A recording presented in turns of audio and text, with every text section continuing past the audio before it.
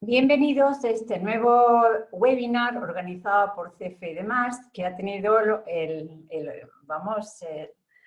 la atención de invitarme a que dé una nueva clase o webinar sobre un tema que es importante y que hoy día estamos totalmente en vivo. El tema es cómo dominar las emociones que afectan a tu operativa en el trading y bolsa para conseguir ser rentable. Como vamos a estar una hora, lo que voy a ir aportando ideas y pistas que espero que os ayuden.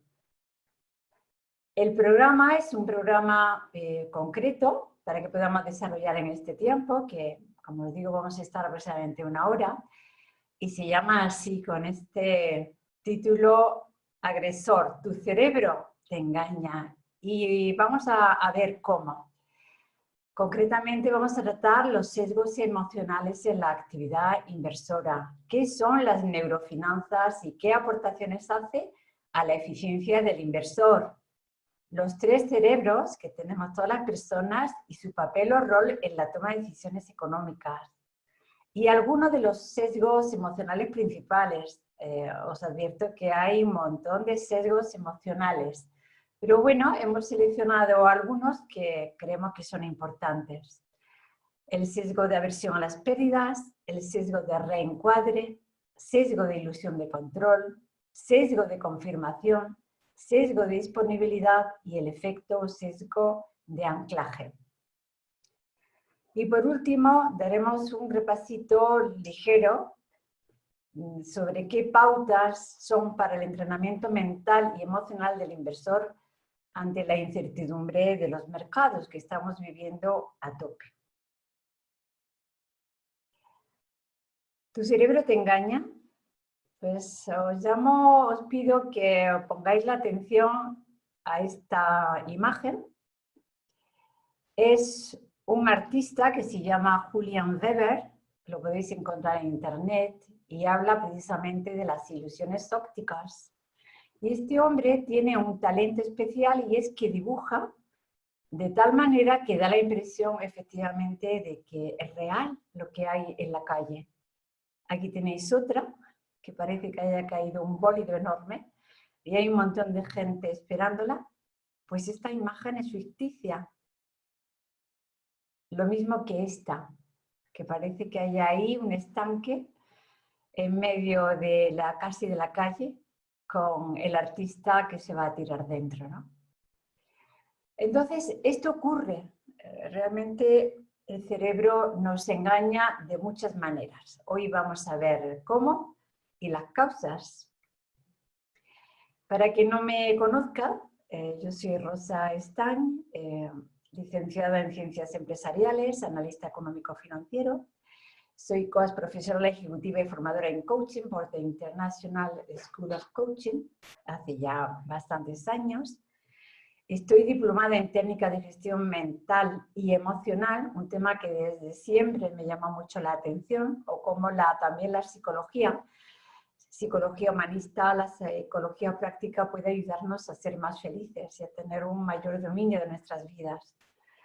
Y me licencié en neurofinanzas, también en neurocomunicación, ¿sí? Soy psicotrader, es decir, que he dado clases en escuelas de formación en bolsa en esta disciplina, el psicotrading, o es la psicología de los inversores y traders, y también desde hace años entreno a inversores que realmente les interesa cómo entrenarse mental y emocionalmente para lograr ser consistentes en sus inversiones bursátiles, ¿no? Especialmente afecta las emociones a aquellos inversores muy a corto plazo, como son los traders, ¿no? Soy fundadora de Escuela Esmeralda, Educación Económica Financiera. Impulsé también un portal que ha sido considerado como uno de los mejores, más relevantes de educación financiera en España, y también impulsé el portal de psicología en bolsa e inversiones. Colaboro con esta empresa, CFE+, y también habitualmente subo artículos en Investing, en Rankia y un poquito más ocasionalmente con la revista Traders Magazine. Pues vamos a estar juntos durante esta horita. Espero que lo que os voy a aportar sea de vuestro interés y lo podéis llevar de alguna manera a la práctica, ¿no? Pero antes de meternos en faena, vamos a hablar sobre la dicotomía, ¿no? De lo que es la mente y las emociones.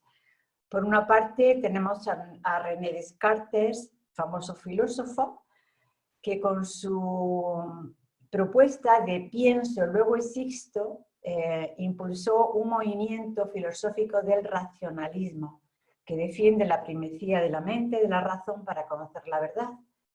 Pero muchos más años más tarde tenemos a Antonio Damasio, que es portugués, está vivo, y es neurólogo de las emociones. Y él investigó y escribió un famoso libro y tratado que se llama El error de Descartes.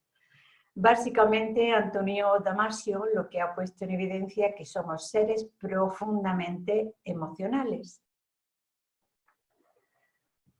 ¿Y qué decía el padre de la economía, Adam Smith?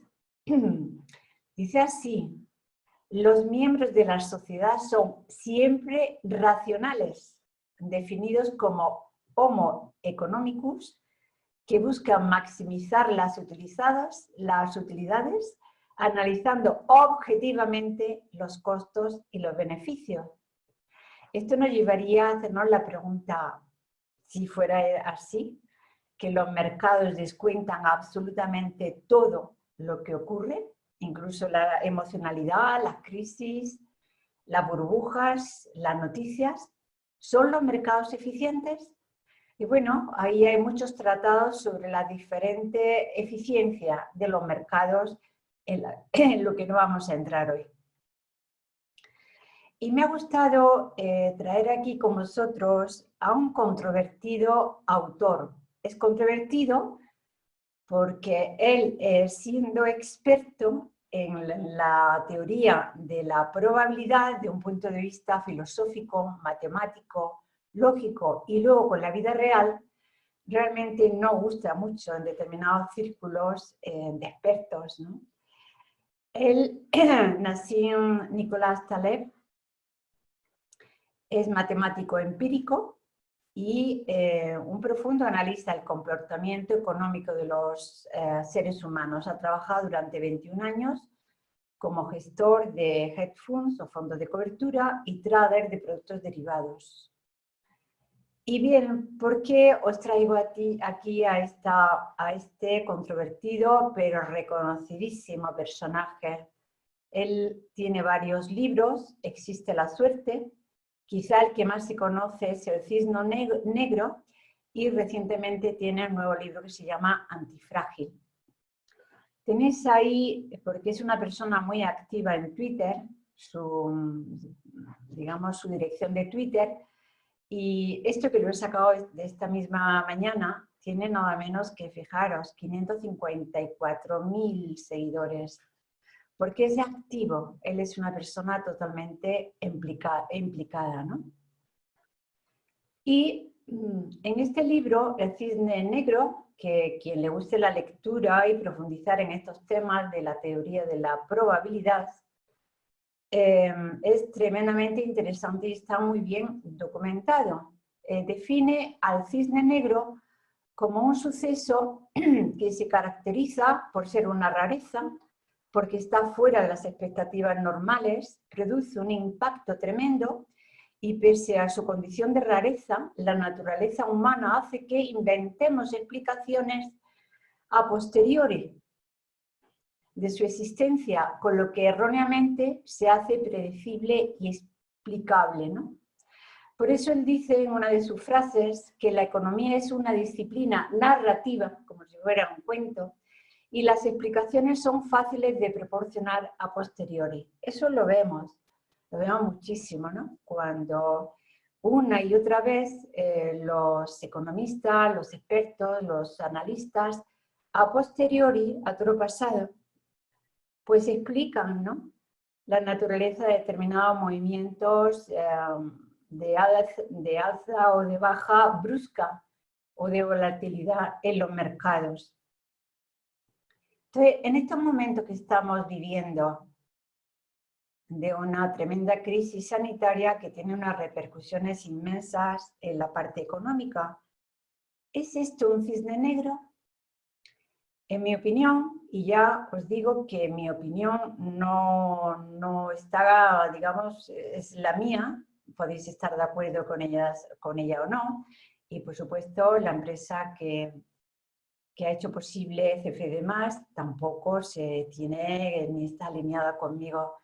Por eso es que manifiesto con todas las reservas de estar equivocada o no, opiniones al respecto. Pues yo opino que la actual situación en una parte es cisne negro, porque ha venido de una manera que era totalmente imprevisible, pero por otra parte, el tema de la crisis, de que estaban inflados los mercados, de que había datos como es la tremendísima deuda, la americana, también de países emergentes, también de España, de Italia y de otros muchos, hacía totalmente insostenible lo que se ha hecho acudir a la emisión de papel, a imprimir papel como un impulso de la economía, porque ese es uno de los factores que realmente son signos de alarma. La impresión de papel no está favoreciendo el incremento de la economía. Ray Dalio es una persona muy respetada en sus fondos de inversión y yo os invito a que lo conozcáis y que lo sigáis. Él tiene un perfil activo en LinkedIn y hace análisis muy extensos y documentados y también tiene miles de seguidores. Y Ray Dalio reconoce que el crash actual pues, ha pillado por sorpresa a él mismo, ¿no? Y su fondo de cobertura pierde, y estos son datos muy recientes, un 20% en el año hasta ahora. Ya veremos lo que pasa, ¿no? Y él predice una depresión y dice, esto es más grande que lo que sucedió en 2008. Si seguís a esta persona, que es ya, como digo, muy respetado y reconocido en sus opiniones, él ya hace tiempo que dijo que la actual situación estaba anunciando un final de el capitalismo, el socialismo, el comunismo y todos los ismos como sistemas. ¿Por qué? Porque no están dando respuesta a las necesidades de los ciudadanos ni del mundo, ¿sí? Y él ha declarado al Financial Times, no sabíamos cómo navegar por el virus y decidieron no hacerlo porque creían, es un tema emocional, en base a los datos que tenían, claro, que sacaríamos ventaja, mantuvimos en nuestras posiciones y en retrospectiva deberíamos haber reducido todos los riesgos. Yo me acuerdo, porque lo sigo en LinkedIn, haberle leído, ¿no? A ver que ya al principio, pues hace ya un mes, que él opinaba. Y él, fijaros, decía esto, que pensaba que no iba a ser algo alarmante y que podían ellos, con los enormes sistemas que tienen de estudio y de análisis y el enorme equipo que tiene, humano y informático, ¿no? Que realmente podían sacar ventaja. Y ya fijaros lo que ha pasado, ¿no? Entonces, nos vamos a ir centrando en el tema principal de este webinar, el tema de las emociones en la toma de decisiones económicas. Y muchos lo conoceréis, otros no. Yo os invito a que lo conozcáis. Él ganó, junto con un compañero, un colega, el premio Nobel de Economía, siendo psicólogo en el año 2002. Tiene un tratado que es denso, es muy denso, yo lo tengo, y es denso porque está lleno de experimentos, ¿sabe? No, o sea, todo lo que él hace está fundamentado de manera empírica. Y él dice, podemos estar ciegos ante nuestra propia ceguera. Fijaros qué frase. Y otra, los individuos toman decisiones en entornos de incertidumbre que se apartan de los principios básicos de la probabilidad. Este tipo de decisiones son atajos, heurísticos le llaman, o sesgos emocionales. Pues vamos a ello. Daniel Kahneman y Amos Tversky distinguieron dos niveles de pensamiento dentro de nuestra mente. Por una parte hay un sistema que está asociado al cerebro reptiliano instintivo, le llama pensar rápido. ¿Por qué? Porque las decisiones son instintivas, basadas en atajos mentales. A la persona no le da tiempo de pensar, son inconscientes. Nos protegen, sobre todo, de amenazas de la sobrevivencia. Y tienen un razonamiento implícito. Hay poco desgaste mental y energético. Os pongo un ejemplo de este sistema. Si alguien que sea aficionado a las serpientes, como mascota, que hay alguna gente que lo hace, ¿no? Y te dice, oye, ven, que te voy a enseñar una nueva mascota que tengo, ¿no? Y tiene justamente, os presenta una caja de cristal en la que tiene encerrada una serpiente. La caja de cristal está cerradita, es toda transparente. Entonces, tu amigo te invita a que tú acerques la mano, tú la acercas, pero inmediatamente la serpiente da un golpe con su cabeza en el cristal superior. ¿Qué hace tu cuerpo? Tu cuerpo salta hacia atrás, inmediatamente se separa del cristal y de la mano y se protege ante una amenaza de muerte, porque hay muy profundamente grabada que la mordedura de una serpiente puede ser mortal. Ahí no ha entrado para nada el sistema del neocórtex, que tiene que ver con la reflexión, la lógica. Es el sistema número 2 y que es justamente el que debiéramos de aplicar en la toma de decisiones importantes, y una de ellas es las inversiones, las decisiones económicas. Y él le llama pensar despacio, porque es más lento. Las decisiones son tomadas en base a datos, a procesos conscientes, calculados y analizados. Y hay un razonamiento explícito en base a las circunstancias, a los datos, a una información externa. Pero claro, hay gran desgaste mental y energético. Y os comento una cosa. Cuando hay abundancia de datos, el cerebro suele ser perezoso. Quiere coger atajos, inmediatamente hace estimaciones, que puede que en algunos casos sean ciertos, pero no son para nada precisos. A lo mejor en la vida diaria, si alguien te plantea que hagas una suma con varias partidas, ¿no? Pues tú puedes hacer todo el proceso mental y sacarás un resultado cierto, preciso, pero si el tema no te importa demasiado, dice, pues aproximadamente son 1.000, 2.000, 3.000, 32.000, y sabéis, es muy probable que el resultado sea bastante cercano a un resultado final. Pues estos son los dos modelos. Vamos a adentrarnos ahora en el mundo del cerebro, pero muy brevemente, porque tenemos mucho que hablar. Hay básicamente 3 cerebros que han ido evolucionando a través de los millones de años en que existe el mundo animal, por una parte, y el hombre, el ser humano, que tiene una parte física que comparte también con los animales, ¿no?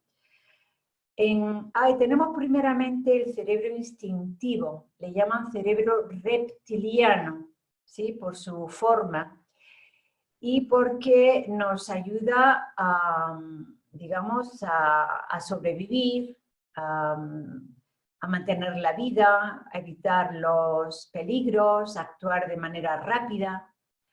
Y este cerebro es fundamentalmente el subconsciente. Normalmente operamos con subconsciente en un montón de actividades que tiene nuestro cuerpo, como es comer, dormir, incluso el impulso sexual al reproducirnos, ¿no?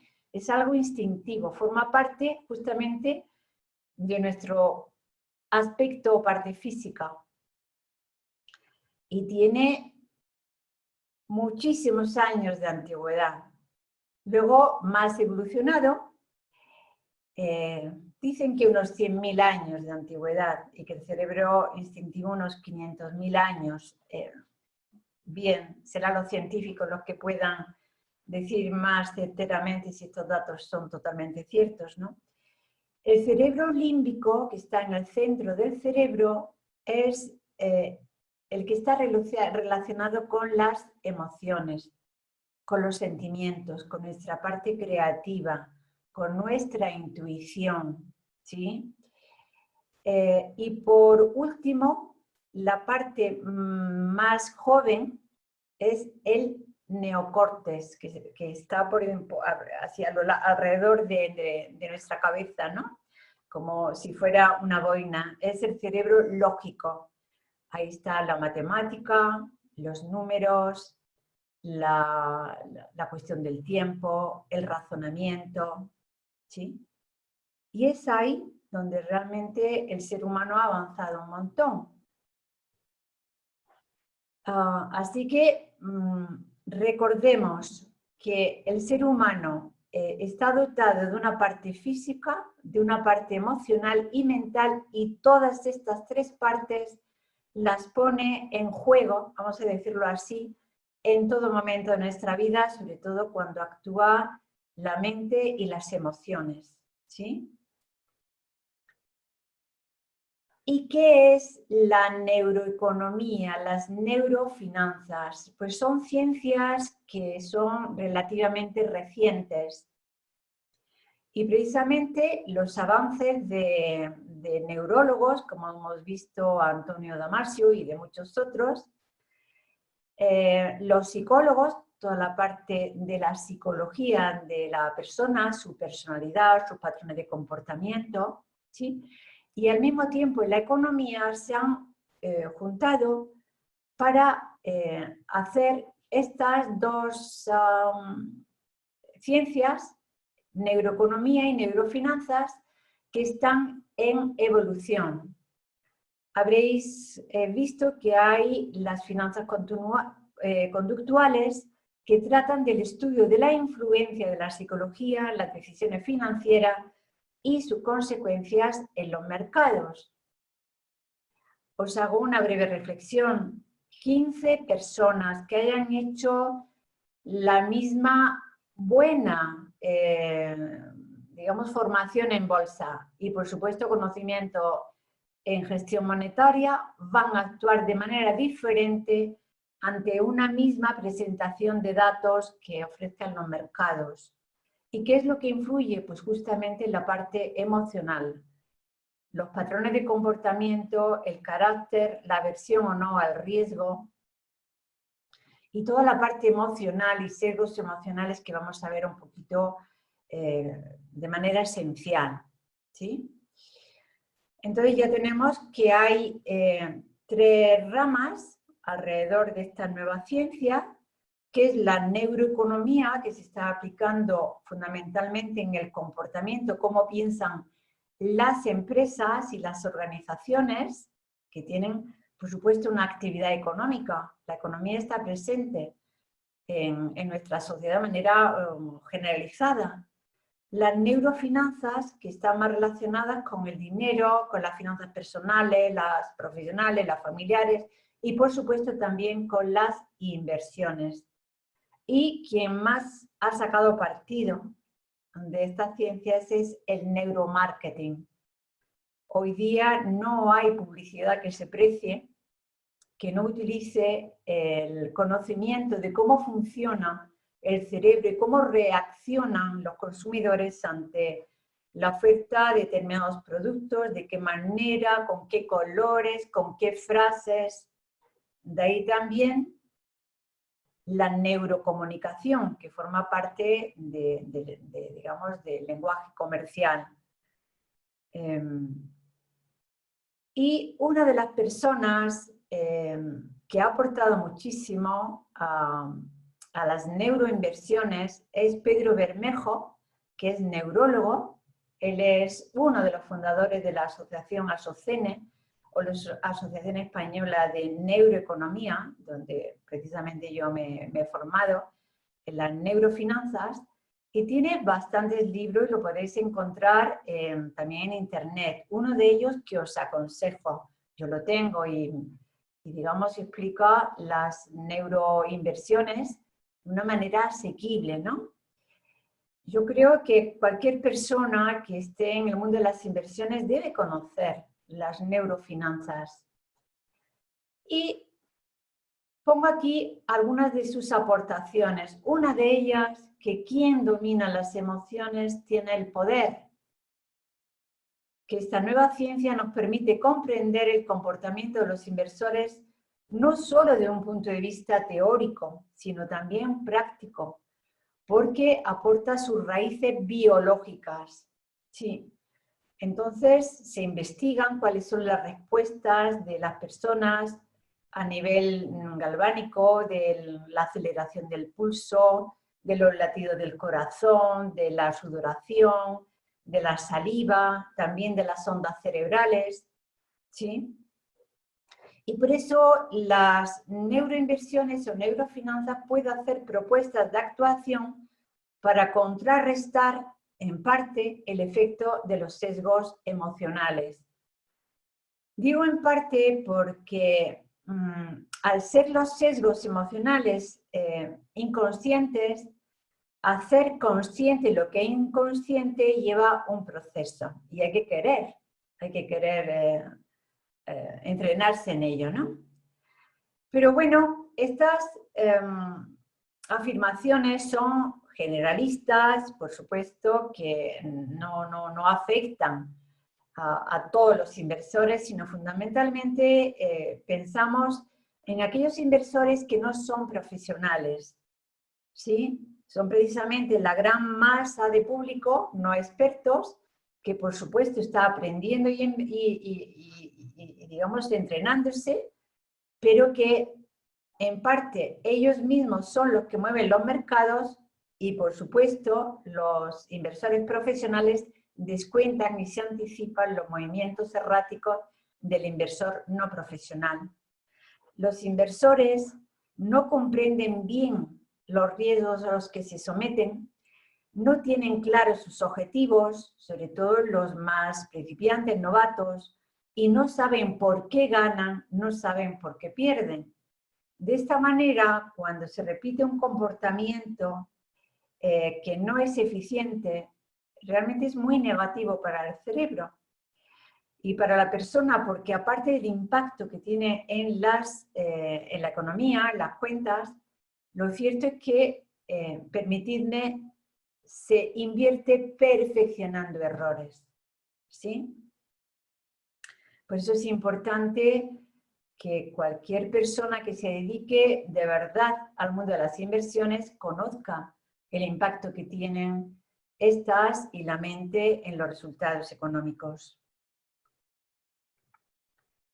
¿Y qué son los sesgos emocionales? Pues he puesto ahí una imagen que me ha parecido adecuada para entender, ¿no? La luz habitualmente entra de forma recta si no hay obstáculos, como pueda ser un cristal que no tenga interferencias, ¿no? Pero en el mismo agua, si hay movimiento, o en un prisma como este, la luz sale reflejada, ¿no? Y se dispersa.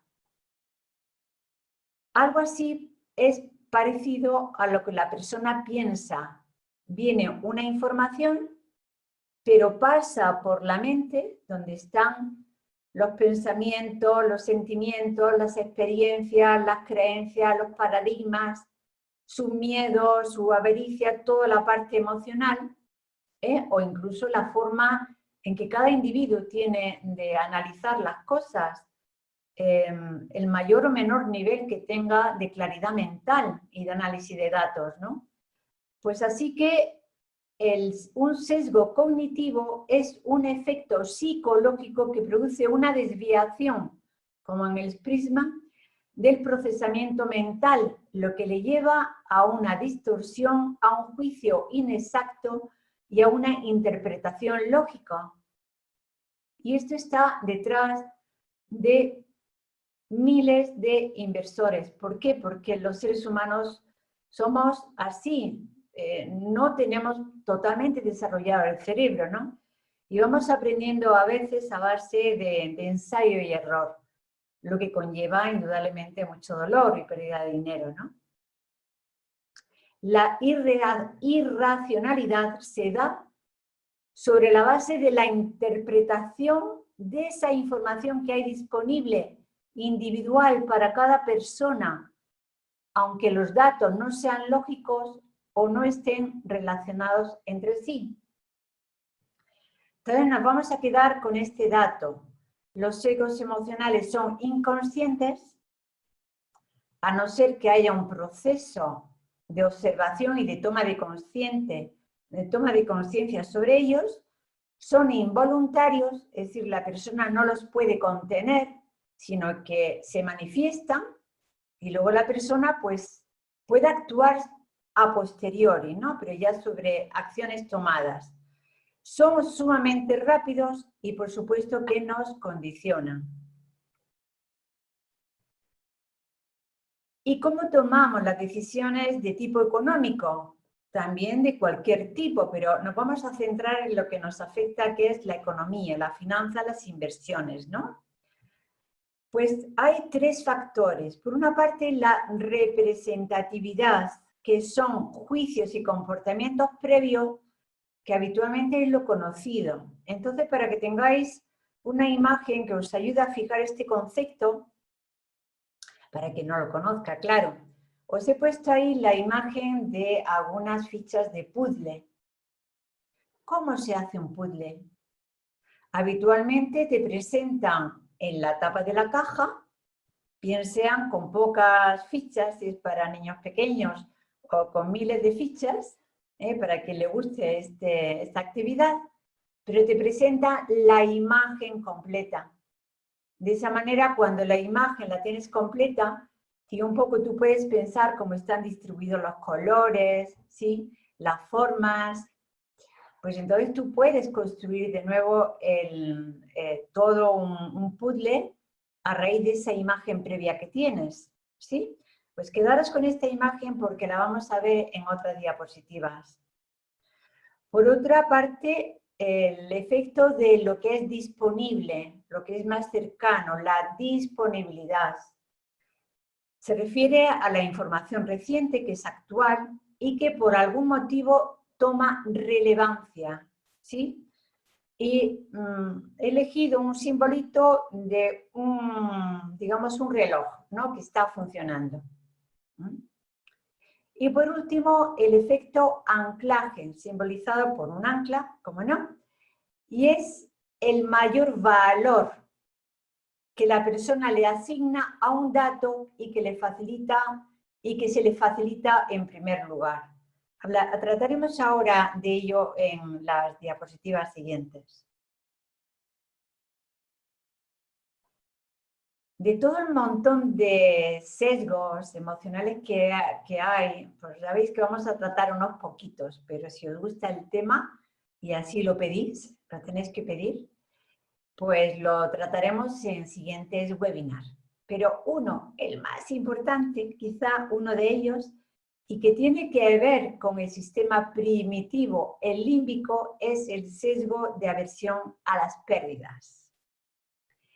Ahí tenéis una figura, y esto está sacado empíricamente, y se ha demostrado que las personas tenemos puntos de referencia, le asignamos un valor a las cosas, bien sea la compra de una casa, o bien, pues si se nos muestra el precio de una acción, nosotros decimos es caro o barato, puedo o no puedo, va a subir, no va a subir, decir, pero tenemos siempre un punto de referencia, es como si fuera el punto de salida, ¿sí? Y a partir de ahí el cerebro empieza a establecer comparaciones. La sensibilidad a la pérdida es de 2 a 2,5 veces más respecto a las potenciales ganancias. Y esto tiene un impacto tremendo en la actividad inversora. Porque este sesgo a la pérdida puede limitar, y de hecho lo hace, las ganancias potenciales. ¿Por qué? Porque un inversor que no esté experimentado, por miedo a perder, cierra operaciones rápidamente. Y entonces esta frase que se dice, corta las pérdidas, deja correr las ganancias, se manifiesta como un objetivo imposible para un inversor no profesional, porque precisamente el impacto del miedo a la pérdida, sobre todo cuando no tiene una, digamos, está operando con un dinero que no se permite perder, el impacto es tremendo y le hace lo que es altamente negativo sobre reaccionar. Y quien sepáis lo que es la pérdida asimétrica, significa que el porcentaje de éxito, de acierto, vamos a llamarle así, cuando se ha experimentado una pérdida de un 10%, no es un 10%, es un 11,1% y así de manera exponencial. Entonces, cuanto mayor es la pérdida, mayor es el sentimiento de dolor, de rabia, de frustración, mayor puede ser la reacción de la persona para compensar esas pérdidas.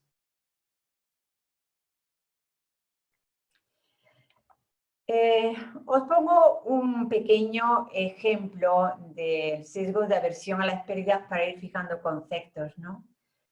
Pero si tú imagínate que te encuentras, vas paseando por un parque que no está muy transitado y de pronto ves que hay un billete de 50 euros así en una esquinita del camino. Qué contento te pones. Y puede que incluso tengas más que 50, más dinero que como que para que tú dijeras, wow, 50 euros, yo no le doy la mayor importancia, pues hasta un céntimo. A veces que se encuentre da alegría, ¿no? Y digo, es que no, es que lo cojo porque es que me da suerte. Es el gusto por tener algo. Pero si, algo de dinero, perdón, sobre todo que te han regalado, ¿no? Que no lo esperabas. Pero si al final del parque te atraca un ladrón y tú lo único que tienes en tu bolsillo son los 50 euros y te lo roban, ¿qué rabia vas a experimentar? Y esto no es sensato, porque si no tenías los 50 euros en tu bolsillo, ¿por qué vas a sufrir porque lo pierdas? Pues tiene que ver precisamente con el sentido de propiedad, de la suerte, ¿no? Y de la rabia y del miedo, precisamente por perder un dinero, ¿no? Y se hizo un estudio, esto lo pone en el libro de Daniel Kahneman, Pensar rápido, pensar despacio, por eso he puesto ahí esas dos tacitas, es algo mnemotécnico para que yo me acordara, ¿no? Y es que se hizo un estudio entre estudiantes que, claro, se vienen a hacer todo tipo de ensayos, ¿no? Y entonces se les regalan unas tazas y se le asigna un valor. Y mira, estas tazas que están personalizadas, porque cada uno tiene vuestro nombre, pues tiene un valor de 15 euros porque están hechos a mano y tal. Pues cuando se les propone a los estudiantes de hacer apuestas, ¿no? Entre ellos, el que apuesta en el valor de la taza, la mayoría no quiere, le asignan siempre un valor superior a lo que tienen. Por eso le tenemos tanto apego, decimos, es que es mío, ¿no? Tenemos tanto apego cuando hemos comprado unas acciones, la tendencia es mantenerla y no consolidar las pérdidas precisamente por una parte por ese sentimiento de propiedad, por otra parte de no consolidar las pérdidas si se deshace una de esas acciones que están bajando, ¿no? Este sesgo de reencuadre y de autoridad lo estamos viendo todos los días actualmente. Quizá uno de los ejemplos que son más repetitivos, lo reconozco, ¿no? Es el ejemplo del que fue presidente del Banco Central Europeo, Mario Draghi, que en julio de 2012 en plena tormenta financiera con el euro, que había una amenaza evidente de desmembración de Europa, ¿no? Alivió la tormenta financiera solamente con una frase que recordaréis: el Banco Central Europeo apoyará al euro y hará todo lo que sea necesario para sostenerlo. E inmediatamente la bolsa, después de estas declaraciones, tuvo la mayor subida en 2 años, más del 6%, y la prima de riesgo retrocedió 50 puntos. Por supuesto, si queréis echarle un vistazo a esa época, luego la bolsa bajó y se mantuvo en movimientos, digamos, pues los que iguales que tenía, ¿no? Durante un tiempo a las declaraciones de Mario Draghi. ¿Por qué? Porque las declaraciones optimistas y sobre todo reencuadradas con la autoridad que supone el presidente del Banco Central Europeo, eso no hace que él pudiera, como de hecho no pudo, imposible, tomar todo lo que fuera necesario, porque no estaba en su mano. ¿Por qué? Porque ya todos sabemos que la economía europea, que se está viendo ahora dramáticamente más en estos tiempos, pues tiene varias velocidades. Hay una Europa más rica, más desarrollada, más generadora de ingresos, y hay una Europa más periférica en la que está Portugal, España, Italia, Grecia, que va a otro ritmo. Bien, pues unos mismos datos, el sesgo de reencuadre y autoridad trata de establecer conclusiones en virtud de cómo se presente la información. Y ahí los medios de comunicación tremendamente hábiles en dar las noticias. Lo estamos viendo estos días, ¿no? Unos mismos datos pueden llevarte a pensar una cosa u otra en función exactamente de cómo te sea transmitido y por quién te sea transmitido. ¿Sí? Es la política y los medios de comunicación y, por supuesto, también las empresas a través del neuromarketing que procuran destacar las ventajas en lugar de los inconvenientes o decir la noticia de determinada forma de modo que llega al público de una manera más suavizada.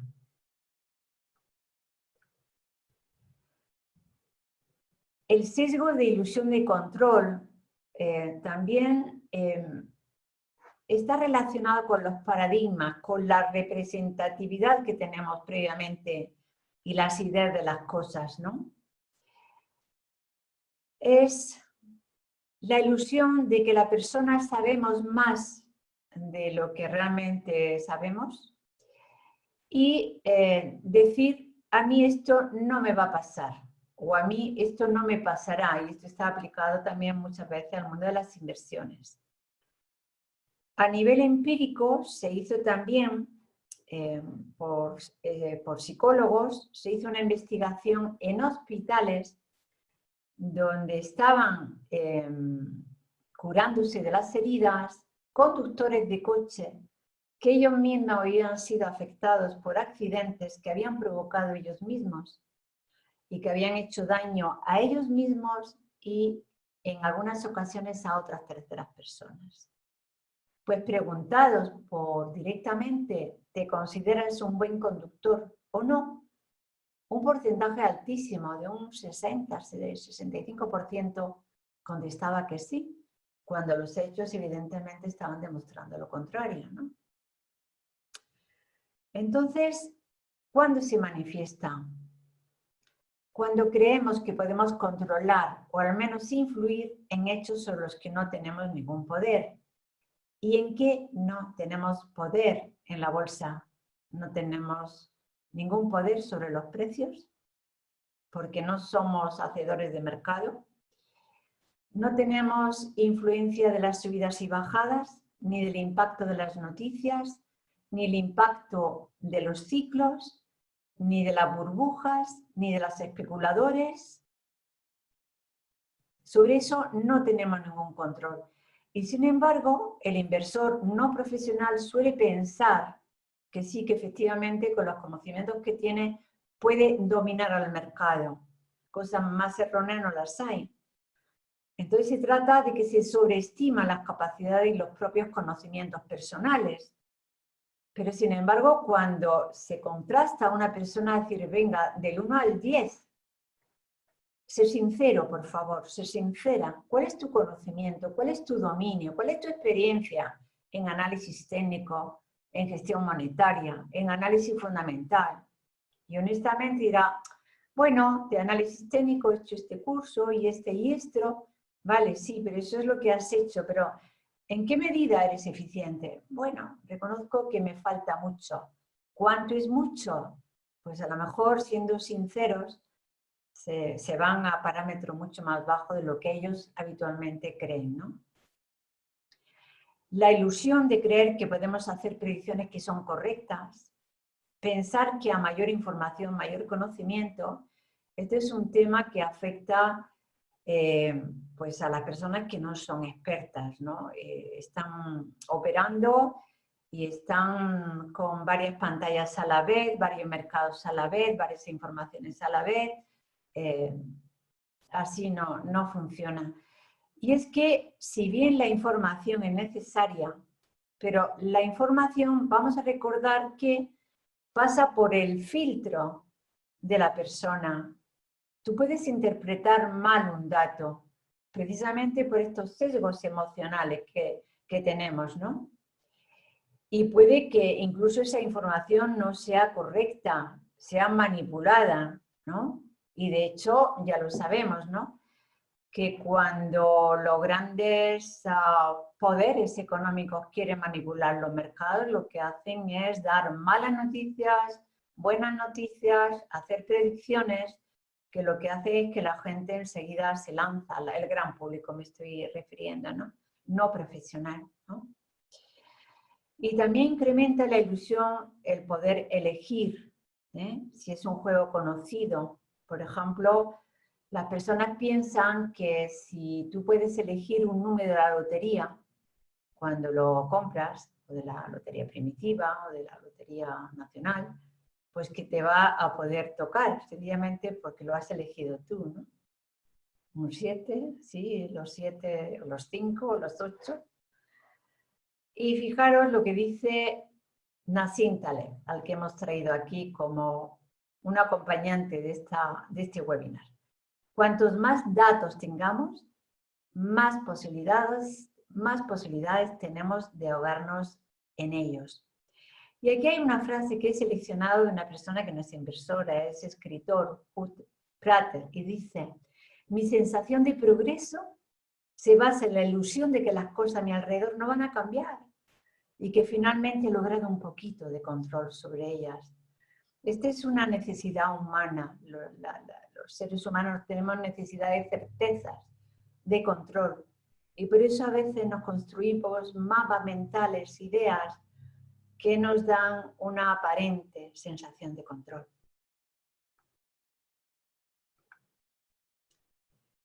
El sesgo de confirmación. ¿A qué se refiere esto? Lo digo sin los datos que ponen ahí, que ya los podéis leer. Que las personas, en base a los pensamientos, conocimientos, experiencias, paradigmas que tengamos, tomamos una decisión y luego buscamos signos externos que nos avalen de que la decisión ha sido correcta. Imaginaros una persona que pues está deprimida un poco, está con la autoestima baja y entonces dice, venga, me voy de compras. Y sin mirar siquiera la capacidad que tiene de comprar o no comprar, se para ante un atractivo escaparate, ve un vestido o un traje, porque de hombres o mujeres es igual, en este sentido, y dice, wow, qué preciosidad, qué bien me va a sentar cuando vaya al trabajo o a esta entrevista o haga esta presentación o vaya a esta fiesta o a una cita. Y sin pensarlo, dice, venga, me lo compro. Vale 200, 300 euros, pero me lo merezco. Fijaros que es así, que hay algunos anuncios que lo dicen así, me lo merezco, ¿no? Y entonces, aunque luego tú te vayas contento o contenta con tu traje o con tu vestido y 200 o 300 menos en tu tarjeta de crédito, que si es de pago aplazado lo vas a tener que pagar al mes siguiente, pues vas a decir, vale, pero mira, es que yo trabajo muy duro y ¿qué quieres que te diga? Que yo me merezco un capricho, ¿no? Y así ocurre también con la elección de determinadas decisiones de compra de acciones, ¿no? Si tú te has enamorado o has visto una determinada fondo de inversión, acciones o índices y te has estado, digamos, informando y has llegado a la idea, ¿eh? Por eso está el signo del paradigma, ¿no?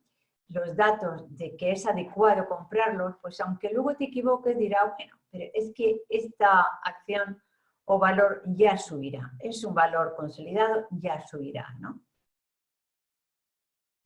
El sesgo de confirmación, esa necesidad de tener razón, explica por qué nos cuesta tanto cambiar de opinión, porque nos aferramos a nuestras ideas, a nuestras experiencias, a aquello que creemos cierto. ¿Por qué seguimos teniendo prejuicios? ¿O por qué creemos muchas noticias falsas, ¿no? Sobre todo si somos tendentes a seguir determinados medios de comunicación o tendenciosas, ¿no?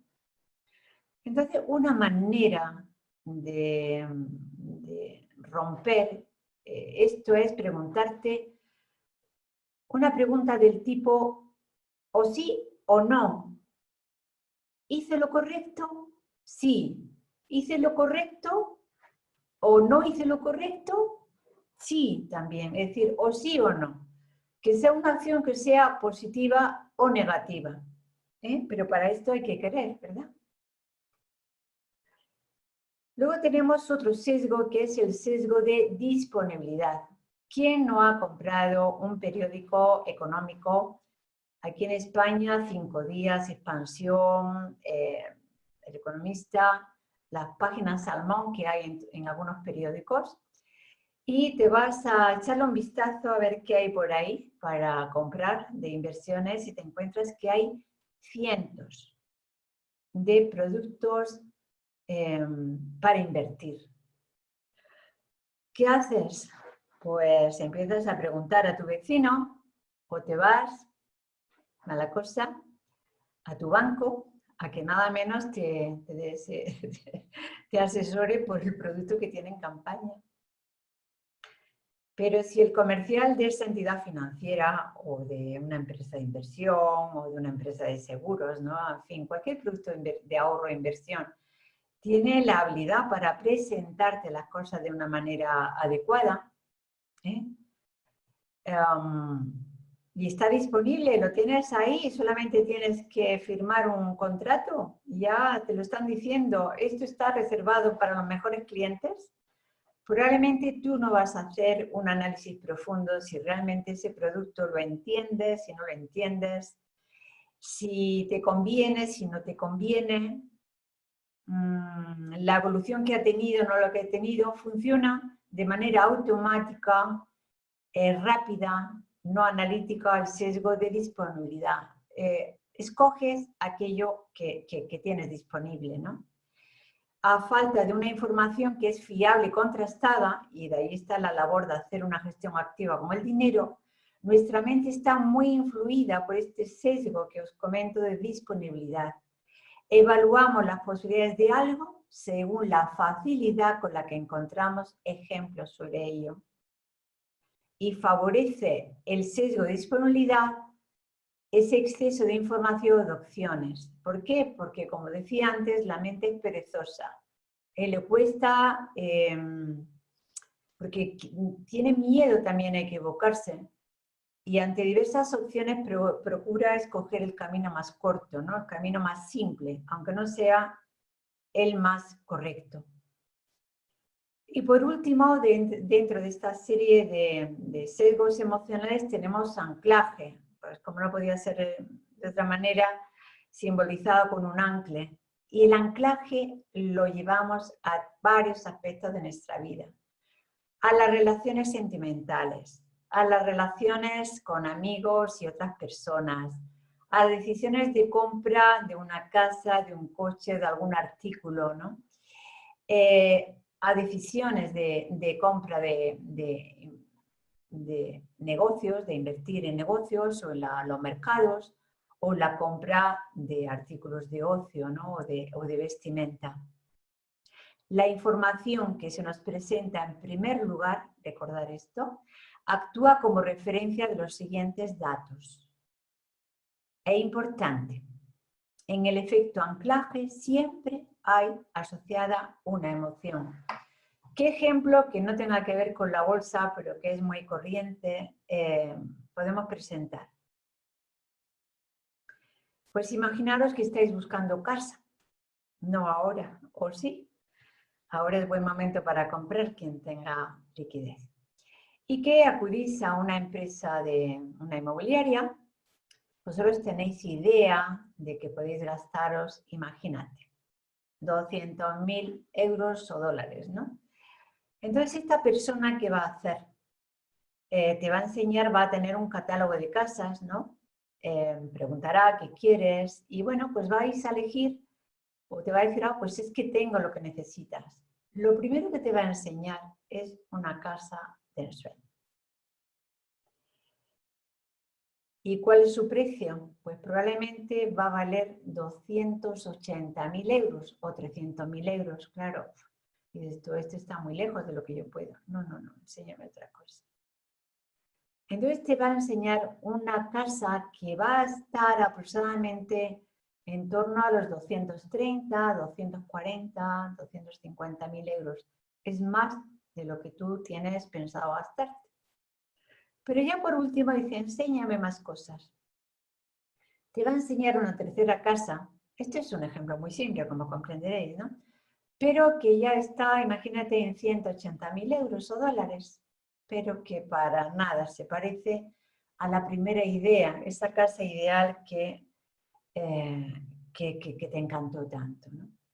Entonces el efecto anclaje hace que tú digas, venga, yo 300, 200, 300.000 euros no me puedo gastar, pero te vas a declinar, es muy probable, si por supuesto tienes posibilidad de sacar ese dinero porque te amplíen la hipoteca, porque tengas capacidad de pago, o porque utilices ahorro, porque se lo pidas a tus padres o a un familiar o lo que sea, te vas a ir justamente a elegir una casa que tiene un precio superior porque ya la mente se fijó en el precio superior en la casa de tus sueños. Como veréis aquí, actúa tanto el efecto anclaje como la disponibilidad que te está diciendo y todo eso te ayuda a hacer una inversión que te quedas contento, pero no era la inversión inicial que tenías. Pues esto mismo ocurre también en el mundo de la bolsa. Y os comento que va asociada a una emoción porque la emoción sella los datos, sella la información en tu cerebro. Siempre que hay emoción, el dato se refuerza. Y la emoción puede ser de miedo o de avaricia o de positivismo o de euforia, ¿sí? Bien, vamos a recordar, porque ya va siendo el final, ya casi estamos en la hora, y vamos a recordar lo siguiente. Aunque esté ahí, lo voy a leer porque así queda grabado y quien quiera luego escuchar el audio lo puede tener. Somos seres profundamente emocionales, además de racionales. Hay tres aspectos en nosotros, que es la parte física, la parte mental y emocional, y según las personas podrá estar más reforzado o uno u otro. Las emociones ciertamente son las que dan significado a nuestros actos y a nuestras vidas. Las emociones sellan los recuerdos y la información en nuestro cuerpo y cerebro. pero totalmente, literalmente, en la piel, no solamente en el cerebro, sino que todo nuestro cuerpo facilita del recuerdo. Las células, como ha demostrado una ciencia que le llaman epigenética, las células reaccionan biológicamente a los estímulos sensoriales del entorno o a nuestros filtros emocionales internos. Y el dinero, salud, dinero y amor, el dinero en sí mismo representa un alto mecanismo de compensación y genera intensas emociones, porque son representativas de emociones y efectos como es la seguridad, el poder o tener posibilidades mucho más allá que la mera subsistencia. Los sesgos emocionales nos llevan a respuestas irracionales en la toma de decisiones de inversión. El autoconocimiento de las fortalezas individuales y áreas de mejora personal y su entrenamiento son imprescindibles junto al análisis técnico, el análisis fundamental y la gestión monetaria. Y una ayuda para el inversor es tener en cuenta los indicadores objetivos de sentimiento, que vamos a ver un poquito más adelante. ¿Cuáles son los costos del comportamiento del inversor? Esperar encontrar retornos con bajo riesgo. Yo os invito a que cada uno analice estas 10 comportamientos y localice uno o más que se dan para encontrar el origen de la pérdida de dinero. Tomar decisiones sin considerar todas las implicaciones, por esos sesgos que hemos dicho de reencuadre, de disponibilidad, ¿sí? O de enmarque, ¿no? Tomar riesgos indebidos en un área y evitar riesgos racionales en otra. Querer reducir el riesgo, pero simplemente usando diferentes fuentes.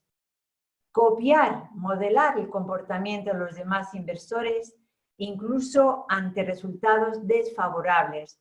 Es uno de los sesgos que no hemos tratado aquí, que es el efecto manada. Tratar los errores por invertir más seriamente, que es el error de no invertir. Aquí esto da tema para otro webinar, que es el coste de la oportunidad. La tendencia a reaccionar a las noticias sin un examen razonable. La creencia de que me pasan cosas buenas a mí y que las cosas malas se le dan solamente a los demás. No tener un buen sistema de planificación económico y financiero y no tener un buen plan de inversión a corto, medio y largo plazo. Por eso la frase de Alexander Elder, que es un psiquiatra, la meta del éxito de los traders es hacer el mejor trader, los mejores traders o entradas y salidas. El dinero es secundario. Es decir, volvemos a recordar algo que ya me habréis oído en otras ocasiones, quien me siga, que el éxito es la suma de conocimiento, experiencia y actitud. Y todo esto, amigos, requiere tiempo. Quien quiera investigar, yo me atrevo a sugerirle, a recomendarle este libro que por supuesto tengo, Principios de Ray Dalio, porque ahí repasa su manera de proceder, de analizar. A mí me gusta mucho una frase del libro que dice: yo no quiero tener razón, quiero saber qué es lo que es lo correcto. Y para eso, uno de sus éxitos ha sido rodearse de magníficos profesionales y, por supuesto, de tener unos magníficos sistemas de análisis informáticos. Entonces, él hace hincapié que son sus errores las principales fuentes de aprendizaje, ¿sí? Y es, pues, ese conocimiento hace que tras acabar arruinado en 1982, por eso que hasta los grandes inversores también ha tenido etapas de pérdidas, pues ha sido uno de los principales gestores capaces de capear con éxito la crisis financiera de 2008. Y bien, estamos ya terminando. Os pongo ahí una serie de datos que agradezco a un gran amigo mío que es inversor y que, Jesús Manuel, no doy su apellido porque él no me ha dado autorización para ello, pero él me demuestra una y otra vez cómo el tener buena fuente de información concretamente para hacer tomas de decisiones en las inversiones es muy importante. Y ahí tenéis varios recursos relacionados con las emociones, ¿no? Varias páginas, sencillamente, las tenéis ahí, volver a ver este vídeo. Unos son de pago, otros son gratuitos, investigarlos, ¿no? Pero, por ejemplo, el poner estos indicadores sobrepuestos, ¿no?, a determinados indicadores que utilicéis en el análisis bursátil, pues te da un dato más, que te ayuda a saber cómo está el sentimiento, ¿sí? ¿Y cuál es el entrenamiento mental y emocional del inversor? Estamos llegando al final, básicamente es el autoconocimiento. Si el inversor no se conoce, no va a saber cómo desarrollar esas fortalezas que tiene, que pueden ser de claridad mental, la disciplina, el buen humor, el sentido de la relatividad, la capacidad de aprendizaje, el espíritu de superación, la mejora continua, el amor por el aprendizaje. Siempre tenemos que estar aprendiendo. La automotivación, la disciplina, el equilibrio personal, para que las inversiones sean algo que te guste, que te apasione, pero que lo tomes como lo que es, una actividad, una profesión, aunque no te dediques a ello de manera exclusiva, ¿no? Y luego lo que es la gestión mental y emocional. Y os dejo una frase de una de las personas que yo más admiro, Benjamin Graham. Tienes que desarrollar disciplina y coraje para que nunca permitas que otras personas administren tu destino financiero. Pues ya llegamos aquí. Os dejo ahí una presentación muy breve de lo que es Escuela Esmeralda. Tenemos programas educativos, formativos, prácticos, asequibles, cercanos para abordar la economía y finanzas de profesionales y pymes, para desarrollar las competencias financieras para particulares y familias. Todos ellos ahora mismo estamos en una situación que es importante saber cuidar del dinero, gestionarlo adecuadamente. Tenemos programas de educación económica y financiera para jóvenes y adolescentes y programas de formación y mentorías para los inversores y traders. ¿Sí? Pues muchas gracias por estar aquí en este webinar. Gracias a CFD+, por haber organizado este webinar y otros que hacen. Entrar en su página y mirar las formaciones que tienen. Y ahí tenéis los datos de Escuela Esmeralda. Como veis, este webinar que está grabado pues no tiene preguntas y respuestas, pero eso no quita que yo personalmente estoy disponible en el correo electrónico de info@escuelaesmeralda.com, o bien hacer las preguntas directamente a CFD+, en cualquier red social, porque me consta que contestan rápidamente. También buscarme en mis redes sociales, porque también estoy muy petente, muy cercana a todas las personas, o bien directamente al WhatsApp que tenéis ahí en la pantalla. Pues una vez más, gracias amigos, os lanzo, no me quiero despedir de este momento, con un mensaje positivo. Es cierto que estamos en una situación difícil y compleja. Es cierto que vamos a vivir tiempo duro, que se va a alargar en meses, porque el impacto económico va a tener una continuidad y va a requerir de toda nuestra inteligencia, toda nuestra gallardía, todo nuestro coraje para salir adelante. Pero os aseguro, yo que he estado siempre relacionada con el mundo del dinero, las inversiones, las finanzas, que de esta saldremos.